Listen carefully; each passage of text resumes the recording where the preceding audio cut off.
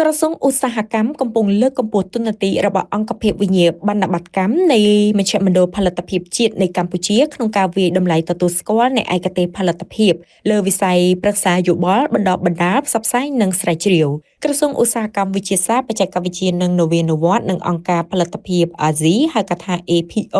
កាលពីថ្ងៃទី31ខែកក្កដាឆ្នាំ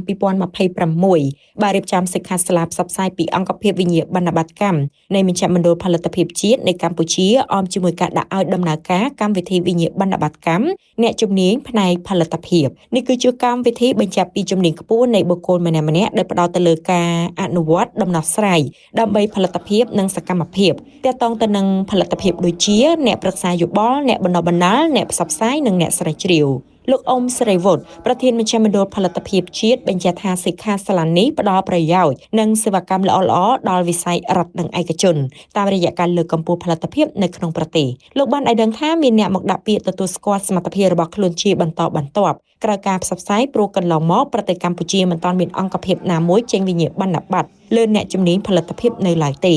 ចំណែកឯឧត្តមភោគសវណ្ណរិទ្ធរដ្ឋលេខាធិការក្រសួងឧស្សាហកម្មវិទ្យាសាស្ត្របច្ចេកវិទ្យានិងនវានុវត្តន៍បានមានប្រសាសន៍ថាក្នុងចំណោមប្រទេសជាសមាជិកអង្គការផលិតភាពអាស៊ីហៅកាត់ថា APO ទាំង21មានប្រទេសចំនួន12ហើយដែលត្រូវបានអង្គការនេះទទួលស្គាល់ជាផ្លូវការថាជាអង្គភាពវិញ្ញាបនបត្រកម្ម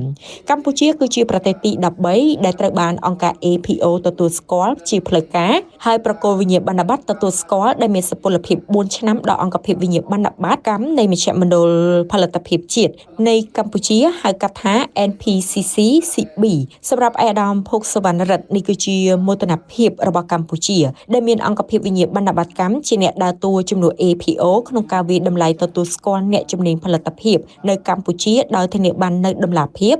មិនលំអៀងភាពស្មោះត្រង់និងគុណភាពអ្នកឯកទេសផលិតភាពដែលមានការទទួលស្គាល់ពីមជ្ឈមណ្ឌលផលិតភាពជាតិនៃកម្ពុជាទទួលបានអត្ថប្រយោជន៍ជាច្រើនដូចជាការបង្ហោះឈ្មោះនៅលើគេហទំព័ររបស់អង្គភាពវិញ្ញាបនបត្រកម្ម NPCC-CB ការប្រើនិមិត្តសញ្ញាវិញ្ញាបនបត្រនៅលើឯកសារអាជីវកម្មការលើកកម្ពស់អាជីវកម្មនិងការរំពឹងទុកនៃអាជីវកម្មជាងនេះទៅទៀតអ្នកឯកទេសផលិតភាពអាចភ្ជាប់បណ្ដាញជាមួយនឹងអ្នកឯកទេសផលិតភាពផ្សេងទៀតមានឱកាសចូលរួមនៅក្នុងកម្មវិធីអន្តរជាតិរបស់អង្គការផលិតភាពអាស៊ីនិងទទួលបានការធានាសមត្ថភាពនិងគុណភាពនៃអ្នកឯកទេសផលិតភាព